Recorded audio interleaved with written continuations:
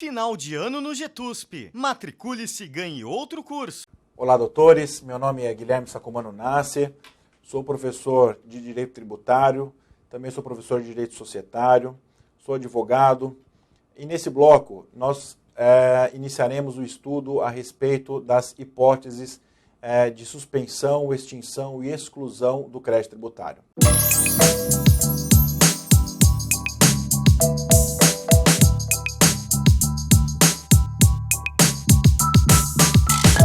Pois bem, doutores, dando continuidade ao nosso estudo a respeito da suspensão, extinção e exclusão do crédito tributário, iniciaremos a partir de agora o estudo específico referente à extinção, às hipóteses de extinção do crédito tributário previstos lá no artigo 156 do Código Tributário Nacional.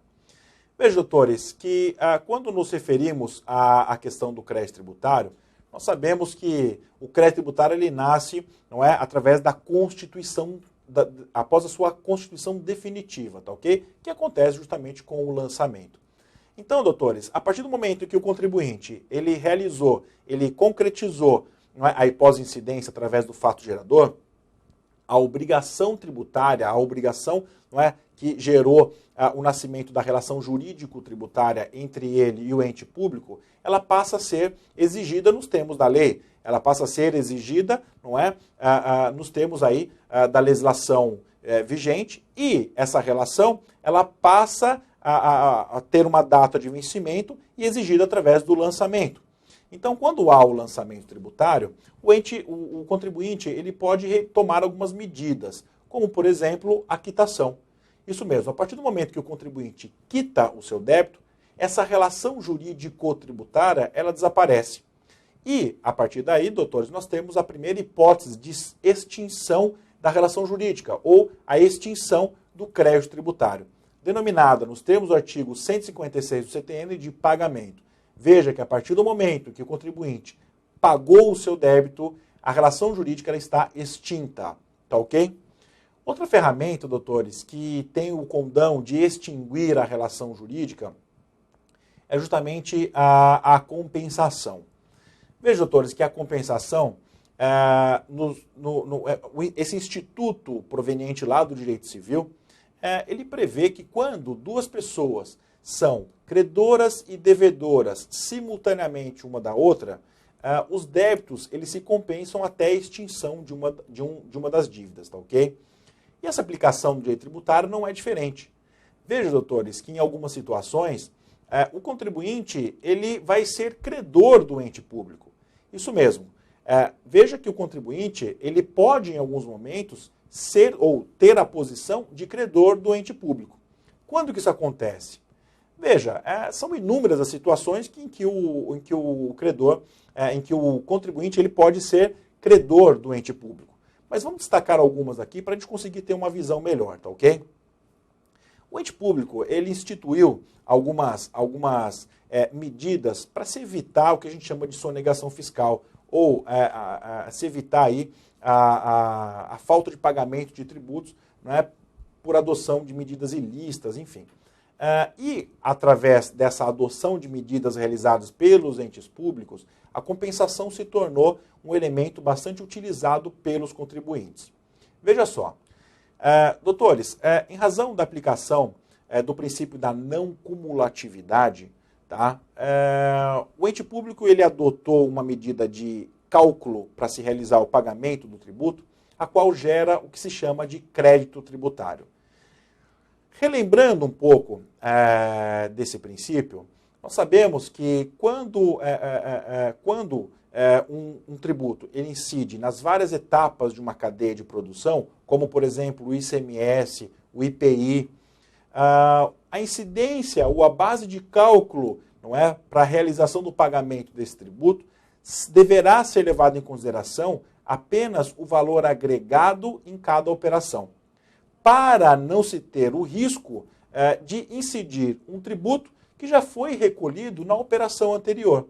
Observe uma coisa, doutores, quando eu me refiro a tributo que já foi recolhido na operação anterior, eu me refiro justamente aos tributos plurifásicos, não é, que incidem sobre o mesmo produto desde o início da cadeia até o final da cadeia de produção. Vamos pegar um exemplo. Nós temos uma cadeia de produção onde se inicia com o fabricante que vende para um atacadista, o atacadista que vende para um varejista e o varejista que vende para um consumidor final. Perceba que nas várias etapas da cadeia, nas várias etapas de compra e venda, o produto sempre foi o mesmo, até chegar no consumidor final. Porém, em razão da troca, né, de propriedade, que gera a obrigação de se recolher os tributos, eu tenho uma incidência de um mesmo tributo nas várias etapas, que é o exemplo do ICMS. Só que para não se correr o risco de, nas várias etapas, se incidir o ICMS, o ente público diz o quê? Que o contribuinte ele vai ter que recolher apenas sobre o valor agregado em cada operação. Pois bem, acontece, doutores, que quando o contribuinte ele vai recolher o tributo, ele não vai fazer a subtração do que foi pago na operação anterior, menos aquela operação representada pela que ele está realizando. Como que vai acontecer? O contribuinte ele é obrigado a recolher o tributo sobre o valor integral da nota, por incrível que pareça. Porém, doutores, o contribuinte, ao realizar o pagamento integral da nota, ele terá direito ao que a gente chama de crédito equivalente à operação anterior. Veja que quando o contribuinte realiza o pagamento do tributo, ele imediatamente tem um direito a um crédito que foi pago na operação anterior. E, na verdade, esse crédito não vai entrar em pecúnia para ele, vai entrar justamente como crédito. E o contribuinte ele vai tendo acúmulos de crédito, razão pela qual ele pode realizar pagamentos de fatos geradores futuros com esses créditos acumulados. Esse recolhimento ele é feito contabilmente, tá ok? É uma previsão legal que é muito comum para as empresas ou pessoas jurídicas que têm como objeto social a circulação de mercadorias, tá ok? E também com relação à industrialização, que também acontece nesse mesmo modelo, tá ok? Pois bem, doutores, então visto a compensação, nós temos também um outro elemento que tem como objetivo a extinção do crédito, que é a transação. O que vem a ser transação, doutores? Nada mais do que acordo. Veja que quando eu falo em transação, significa que eu estou transacionando com o ente público no que diz respeito ao objetivo de extinguir o débito. Quando eu falo em extinção, significa que eu estou me referindo à quitação. Ou melhor, todos os elementos, ou a maioria dos elementos que extinguem o crédito, tem como objetivo a quitação. E quando eu falo em transação, eu estou me dirigindo ao ente público para realizar um acordo, uma transação.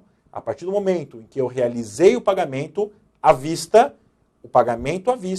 eu extingui a exigência do crédito tributário. Perceba o detalhe, doutores, na transação, que quando eu falo em transação, não significa a concessão do ente público no que diz respeito à fragmentação ou à fragmentação do pagamento do débito. Senão eu estou me reportando ao parcelamento, que é a medida suspensiva da exigência. Porém, nesse caso, o pagamento, para ser extinto por transação, ele tem que ser um pagamento à vista, tá ok? Esse é o único detalhe que nós encontramos no que diz respeito à transação. Outro elemento que extingue a exigência do crédito tributário é o que a gente chama de remissão. Essa remissão com 2 S's. Veja só, a remissão, doutores, na verdade, é o perdão. Tá? Eu brinco com os alunos que esse perdão é o perdãozão. Como assim o perdãozão? Observe, doutores, que a exigência do crédito ela é compreendida entre obrigações principais e obrigações acessórias. Ao pagamento do débito, nós temos o valor principal para ser pago, que corresponde justamente à obrigação principal, e em algumas situações em que houve a incidência de multa, eu tenho a multa como sendo uma obrigação acessória. Então são 2 obrigações derivadas de uma obrigação principal, de uma obrigação acessória, que forma a exigência total do débito. Pois bem, quando o ente público ele concede o que a gente chama de remissão, ele está realmente concedendo um perdão. Um perdão, doutores, da exigência completa do débito. Tanto da exigência da obrigação principal, quanto da exigência da obrigação acessória. E por que é importante a gente destacar essa diferença de obrigações? Porque quando eu me refiro a forma de anistia, a anistia também é um perdão. Porém, ela não é um perdão da obrigação principal. Ela é um perdão apenas e tão somente da obrigação acessória, que é a questão da multa pecuniária, tá ok? E no que diz respeito à obrigação principal na anistia, a obrigação principal ela permanece, tá ok? Então, doutores, visto a remissão, nesse bloco a gente fica por aqui e no próximo nós daremos continuidade às hipóteses de extinção. Até logo.